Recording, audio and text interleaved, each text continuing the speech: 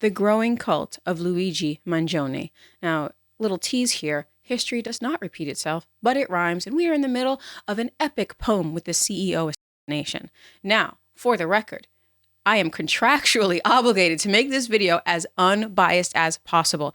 It is literally in YouTube's terms of service. So I don't want to hear in the comment section that I was being one way or the other. I am doing my absolute best to be as unbiased as possible about the growing cult of this man, Luigi Mangione. Okay, so what happened? A brief breakdown for those of you living under a rock. If you are under a rock and there is an empty rock nearby, please let me know so I can join you there. But for everybody else, okay, on December 4th, 2024, Brian Thompson was in New York City outside of a Hilton hotel. Thompson was in town for the annual investors meeting for United Health Group, the parent company of United Healthcare, of which he was a CEO. Immediately, the internet was set ablaze. Was this a professional hit? Was this an elaborate suicide? Was this man denied claims? So this chart started going around immediately. It's the claim denial rates by insurance company. It said that United Healthcare denied twice as many claims as the average, but that information isn't made public. Now, United Healthcare may deny more, but this chart is not quite verified. United Healthcare claims they approve 90% of claims. So this doesn't mean that United Healthcare is completely clean, just that this particular point is in dispute. Immediately, the company's dirty laundry was spread all over the internet. There was a class action lawsuit against them because they supposedly used faulty AI to deny people's claims. There was a letter by a group of doctors against them because they threatened not to cover non-emergency room visits to the emergency room. But how do you know if it's an emergency or not if you haven't seen the doctor yet? You got to go and get it checked out. United Healthcare actually listened to the doctors in this case and did not go through with that plan. Regardless, this was all over the internet. And then it came out later that the killer had written delay, deny, depose on the bullets, which is a reference to this book called Delay, Deny, Defend, Why Insurance Companies Don't Pay Claims and What You Can Do About It by J.M. Feynman. So all of the speculation that could have been personal or it was a professional hit, they were kind of gone, okay? This was about healthcare. The man was mysterious. Then we got a little bit more information about the suspect. We found out that he had a nice smile. Well, that was enough for some. A lot of girls were already swooning for him just off the smile picture alone. And much of the public supported it. The killer escaped, caught a Greyhound bus out of town, and it looked like this man may have gotten away. This mystery man may have gotten away. But the police did catch up with him at a McDonald's in Altoona, Pennsylvania. He was identified as Luigi Mangione, and luckily for the internet, he was also good looking. Thank God. If he had been an uggo, this case may have faded into obscurity, like that guy who tried to kill Donald Trump. Do you remember that? Nobody remembers him. He's probably still waiting in line to be judged because uggos wait in line. Remember that, kids. Luigi will show up after a long life of conjugal visits and fan mail and still get judged before that guy because heaven works like the club. Fact, common knowledge. Heaven is just like the club. Anyway, Mangione has been charged in the state of New York by District Attorney Bragg. He has been charged with 1 count of murder in the first degree, a furtherance of terrorism, 2 counts of murder in the second degree, one of which is charged as killing as an act of terrorism, 2 counts of criminal possession of a weapon in the second degree, 4 counts of criminal possession of a weapon in the third degree, 1 count of criminal possession of a weapon in the fourth degree, and 1 count of criminal possession of a forged instrument in the second degree. If found guilty of all of these, he faces life in prison. Who is he? Brief bio. Luigi Mangione is 26 years old, born in 1998, comes from a wealthy family. His father, Louis Mangione, took over the family business, and his mother owns a boutique travel agency. His father actually inherited his wealth and his companies from his father, Nicholas Mangione. And this includes a number of elder healthcare facilities called Lorien Health Services. He also owned a golf club and a resort. Now, Nicholas Mangione had 10 children and 37 grandchildren, and that family is very prominent in Maryland, very well known. Now, Mangione attended a wealthy private high school, very wealthy, called Gilman School, where he graduated in 2016 as valedictorian. Smart cookie here. He was well-liked and apparently had no enemies. He went to the University of Pennsylvania for his bachelor's and for his master's degree. He graduated with a degree in computer science. What's funny is he used to play this game called Among Us with his UPenn classmates. It was kind of a whodunit game for all ages. So it was family friendly where people could be assassins and the investigators. So those friends, they describe him as a normal frat bro and he didn't really stand out much, they said. You really cannot know what's going on in someone's head. You really can't. So Mangione, he seemed like a total normie Chad, but he had a lot more going on under the surface. Later, after college, he lived in Hawaii in a community of work-from-home young professionals. So first he lived in a home with many people there. He went hiking, he attended yoga classes. He did that to try to help his back. Now, he had back surgery in 2023, and he returned to Hawaii after that, and he rented a 2-bedroom apartment. It's unclear if he had any roommates there. Living alone is not living alone anymore because you are living alone with your phone. You're basically living alone with the whole world. So it's actually, there's less people around if you live with people. Does that make any sense? If you just got a few roommates, there's less people when you just have your phone. There's everybody pouring stuff in your head. So that's just a note. Mangione seems to have stopped communicating with family about 6 months ago. Luigi Mangione's mother actually reported him missing to the San Francisco Police Department on November 18th, so weeks before the killing. Mangione supposedly suffered from back pain from childhood. If this Reddit user that the media suspects is Mangione actually is, his pain flared up in 2018 and then again last year after he went surfing. So why would a young man with everything to lose get caught up in the healthcare industry? Why would he throw his life away? Well, maybe his life wasn't so great. At least temporarily, it was marred by pain. Don't appreciate health enough until we feel pain. Stub your toe, you realize that. Then we can sympathize with what may have caused such fatalistic behavior. Plus, of course, online rabbit holes are all-consuming sometimes. Now, Mangione's former roommate says that his back surgery left him unable to make love, and this shows how awesome sex actually is. But women online seem confident that they can fix him if given the chance. So I assume this means his back injury too. I hear Taylor Lorenz is already going to school for physical therapy. That's a joke, she really isn't. Anyway, if this Reddit user is in fact him, the back surgery was successful. So we still have to marry those two. Was the back surgery successful or wasn't it? Early on, when he was first caught, there were rumors that the deaths of his grandparents in the 2010s may have radicalized him too. So we're just going to have to wait and see. Since his arrest, Luigi Mangione has only grown more popular on social media. When Brian Thompson was first assassinated, the reactions online, they were joyous. Taylor Lorenz is a famous reporter that covers many stories, and she described her initial reaction as joyous. People were excited. But of course, you have others who say there's no excuse for vigilante justice or terrorism. There's never any excuse for it. So that is the debate. What's interesting, and this may change, but what's interesting to me now is how nonpartisan the initial take was. They tried to make it a left and right thing, and it wasn't working at first. My conspiracies brain said to me, it said, of course the elites don't want us to come together around this central figure. Of course they don't. Now, I had a friend who said that they didn't support Mangione because she didn't want to live in a world where people solve problems by killing people in the street. And I thought about it for a minute, and then I immediately blocked her number because I don't need that kind of negativity in my life. And I can't believe I wasted Christmases with this person. I'm kidding, of course. But that is not an abnormal take to have. Although people weren't so vocal online with defending Thompson, it's actually the take that most people have. You wouldn't know this by going on the internet. Here is a poll about Mangione. It's from the Center for Strategic Politics. Only 18% of people have a favorable view of Mangione. There is a massive divide between the sexes here. We see that men have a 23% favorable view of him, whereas women only have a 14% favorable view of him. Now, this is almost more interesting because 62% of men have a negative view of him compared to 59% of women. It seems as though a lot of women just can't make up their mind. What do you think about this assassin? I don't know. What do you think about the assassin? Kidding, of course. But what does this mean? Well, first and foremost, our men's are still a little scrappy. I guess that's good. They're not all golden retrievers. We got some Pits and Dobermans left, so that's good. You may not agree with the initial impulse, but in general, I think it's good that we still have that. We might need that scrappiness. Also, this is how people naturally feel. We all have variations in personality. There's no wrong way to feel. It's just a wrong way to act.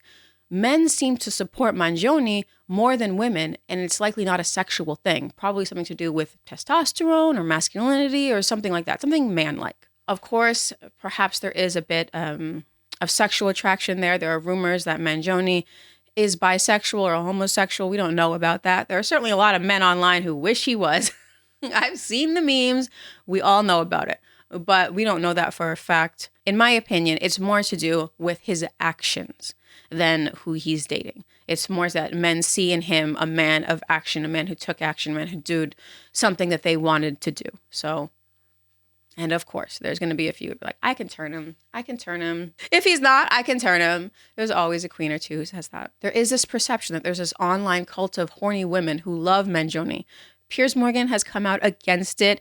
Piers is absolutely aghast that so many women have been lusting after this brooding Italian Chad millionaire because apparently Piers was born yesterday. I guess Piers thinks that women should be going after pasty middle-aged broadcasters. Here he is attacking Taylor Lorenz for being honest. Why would you be in such a celebratory mood about the execution of another human being?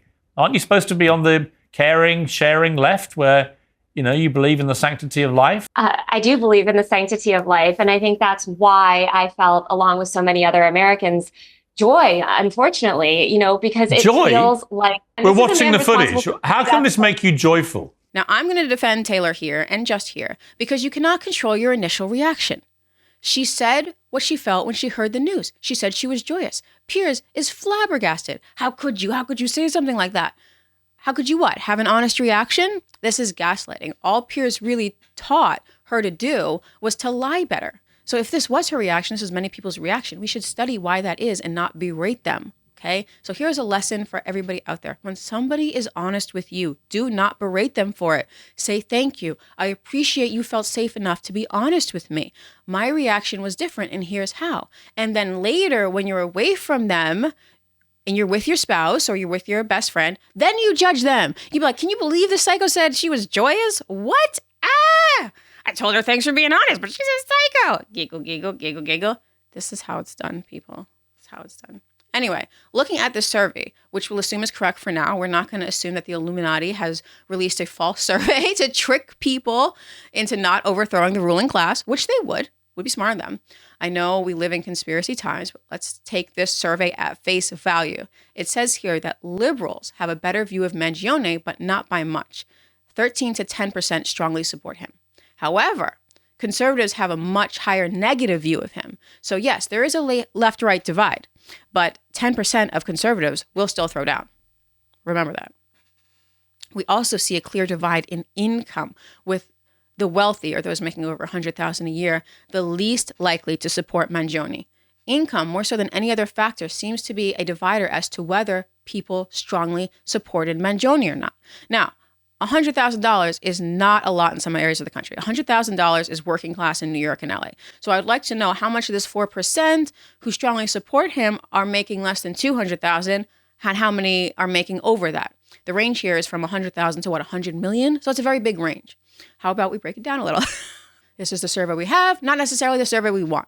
So if we knew that, broke it down by income, we could see how many people supported Mangione for ideological reasons versus practical reasons. So this Emerson College poll shows that the youth support Mangione 41 to 40% with 19% neutral. Now this makes perfect sense as healthcare insurance works by young people paying for older people's care.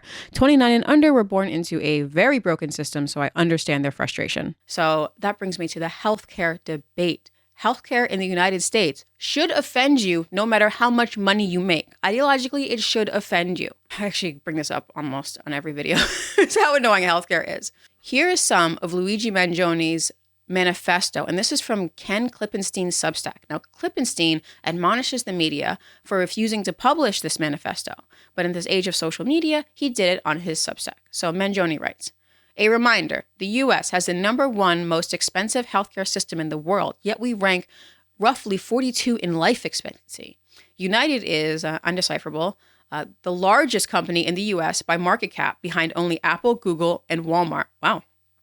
It has grown and grown, but has our life expectancy? No. The reality is these indecipherable parasites, I think, have simply gotten too powerful, and they continue to abuse our country for immense profit because the American public has allowed them to get away with it. Obviously, the problem is more complex, but I do not have space, and frankly, I do not pretend to be the most qualified person to lay out the full argument. But many have illuminated the corruption and greed, e.g. Rosenthal Moore, decades ago, and the problems simply remain. It is not an issue of awareness at this point, but clearly power games at play. Evidently, I am the first to face it with such brutal honesty. Well, did Brian Thompson deserve it then? I don't deserve this. To die like this. Deserves got nothing to do with it. Brian Thompson was unique in that he had a lawsuit filed against him for insider trading. He sold his stock and he let everyone else lose their retirement. Supposedly. This is all alleged, by the way. But that is not why Mangione allegedly shot him. It was what he represented as the head of United Healthcare. Brian Thompson was a symbol. All this came out later. The initial news was the CEO of the largest health insurer was shot in the street, and people reacted to that. Turns out the guy was also being investigated, et cetera, but people didn't learn that until later. And Luigi Mangione didn't know that. He didn't put it in his manifesto. Now, Brian Thompson seems to have been a self-made man. His parents were working class, and he worked his way up at United Healthcare from the bottom to CEO. Actually, from mid-level to CEO. But still, he worked his way up. Contrast that to Mangione, whose parents were wealthy and who came from a very influential family. The issue of class gets very muddled here. This is new money versus older money. Older money took the moral stance. Don't worry. If you can't afford a Cybertruck, you are not in this conversation. Nobody who can't afford a Cybertruck is involved at all in this shooting. Now remember, the American people marched in the streets for healthcare. Our concerns were completely ignored. We forget that in 2016, thousands marched in the street for Medicare for all, which is what Bernie Sanders was promising. Obama also tried to pass real healthcare reform, but he had to settle for the Affordable Care Act in 2010. I'm not going to talk about it. Clinton tried to pass healthcare reform way back in the 90s, and that failed too. Trump has promised he has a plan, so don't worry about it. It's all going to get solved. Trump's got a plan. Healthcare is a point of personal pain for a lot of people, most working Americans. It actually affects their day-to-day life. It's not just some idea. It's not all ideological. Is $1,200 a lot for you? It is for me. But that's what it is. That's how much it actually costs. More than a mortgage for some people. Hold for plane. And what's worse for me than the $1,200 a month we have to pay out of pocket for healthcare is that if you're stuck in a dead-end job, you'll often stay there because it has healthcare, like you're some sort of serf on a fiefdom. That's where the ideology comes in. Is it right to profit off of healthcare? And some people will say absolutely not. Unfortunately, we live in a ruthless capitalist system where people can do anything for profit, just about anything. That is the even deeper debate. Should money be involved in everything in our lives? A lot of people say no. Now, there are laws in the books, and then there are moral laws. Ideally, the laws in the books reflect the morals of the people. It's not the case here. Everything CEO Brian Thompson did was illegal. However, everything that he did wasn't necessarily moral. So we have a gap in what we believe and what our laws actually are. And that's the real problem as I see it. Our founders did not believe in following unjust laws. What would they have said about the government forcing you to participate in an unjust system? What would they have said? So this is an age-old debate. What Luigi Mangione did was illegal, but was it immoral? For a lot of people, the morality of the deed trumps the legality of the deed. So that's just something we're not going to solve in this video. Is it okay to kill a person for the good of many? Is it okay to break the law if there's a higher moral law? There are no right answers to these questions, no matter what anybody says. People have been debating these things for generations. Look at the definition of terrorism. The definition of terrorism is the use of violence for political ends. So is terrorism okay when you agree with the politics? Come on. Is violence ever the answer? Question mark, question mark, question mark, question mark. But has this happened before, and did it work then? We remember John Brown's 1859 raid on Harper's Ferry, or we read about it. Check out that video on the Good Lord Board review. John Brown sought to use violence to end slavery. John Brown's plans were at Harper Ferry were actually much bigger, but it turned into a siege. And people died. Innocent people died. Plus, John Brown's own men were killed. Ultimately, John Brown ended up hanging for what he did. But 6 years later, the slaves were free. It did kind of light that match to ignite the Civil War. And John Brown is now a hero to many people. He's a martyr. But the actions in his lifetime are really hard to defend. He was a terrorist, plain and simple. And he helped end slavery, which was a great evil. Those two things can be true. Now, something similar to this happened on Wall Street, the Wall Street bombing of 1920. And no, it didn't work. And it killed mostly lower class working young men who were messengers, plus a horse. Killed a horse, you're probably the villain. However, this story is much more interesting, and it probably deserves a spot in the conspiracy section. This is the history rhyming part, not repeating, just rhyming. So we don't know for certain who committed the Wall Street bombings of 1920, but historians suspect it might have been this group called the Gallianians. And they followed the teachings of this Italian anarchist named Luigi Galliani. Galliani believed in direct action, so terrorism, to overthrow the capitalist system. Galliani believed in a society without masters. Mangione's manifesto did not reflect an ideology that extreme, but you can see the similarities. They're both named Luigi, right? Anyway, Mangione's attack may have already worked. We see healthcare companies making changes to their policy. We see them taking down the pages that show their board of directors. We'll have to see if this shift is permanent or if this is just a way to deflect blame until they can figure out how to steal more money, how to make more money. I apologize. And honestly, you see this in reporting a lot, is when something comes up, when there's a topic trending, they'll report more things that are trending about the healthcare industry. So they say, right now, these people have walked back this policy, these people are forgiving these loans, but would they have forgiven them anyway? Or is this specific to this? Are they just putting this in the news because healthcare is a trending term? There have been trending terms since forever. So we have this rule of threes in media that give me a story about healthcare, give me another one, give me another one. And then people think that there is an entire, people think that there's this entire trend going on in society. There's not a trend going on in society. There's a trend going on in the media reporting these stories. That's all. It's hard for us to understand that as people who are just, we're just regular people. We're not experts in healthcare. We don't know the news about this, but it'll come to the front of our feed or it'll come to the front page if it has something to do with a trending topic. Always been that way. What might the elites be afraid of here? Think about it. Revolution. The French Revolution specifically, then maybe the Bolshevik Revolution in Russia. Both of these ended in abject failure, by the way. Tragedy, yes, and great art. You have to marry the two. Sometimes tragedy comes with great art. Maybe the elites are afraid that the killing of Thompson could spark a larger revolution. The American Revolution started with tea, but it didn't end at tea. With healthcare, we have an institution of government working to prop up a for-profit private health care company. We have government working with this private company to get money out of citizens' pockets. And it's all so complicated that very few people actually understand how it works. Even doctors don't understand how this works. So there's a sense of powerlessness. Only these billionaire corporations seem to actually be able to affect change. Whereas the little guy making $60,000 a year, $80,000 a year, whatever, they'll get bankrupted if their spouse gets cancer.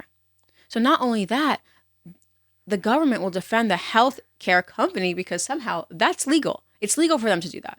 The only violence allowed in society is by the state. That's how the modern system works. Only the state, the police get to do violence. It's police and jails. So that violence is only used against working people. It cannot be used against corporations because a corporation is not a person. But if you lose your house to a corporation or because of a corporation, the police will come out and physically drag your ass out. So yes, it does seem like there is a conspiracy between the government and big corporations or corporations in general to exploit and destroy regular people. If everyone had the intelligence and the training of a lawyers to see for what it really is, then lawyers would be a lot cheaper. But we are not all lawyers, so that's how it seems. It's not only healthcare. The government and the corporation seems to have an alliance against the people in many areas. That's car insurance too, in finance especially, food or the lack of quality food, all of these things. The government is supposed to be defending the people, but we see how, because of how complicated the laws are, the government actually defends big money instead. So money really is speech, more so than speech is speech somehow. And the people are just sick of it. And then the government or, lawyers will tell people, well, you just don't understand it. You just don't understand it. Well, brilliant people think the system's a racket. Brilliant people don't understand it. So what do you expect from the public? We've done videos on the reading wars. We've done videos on education.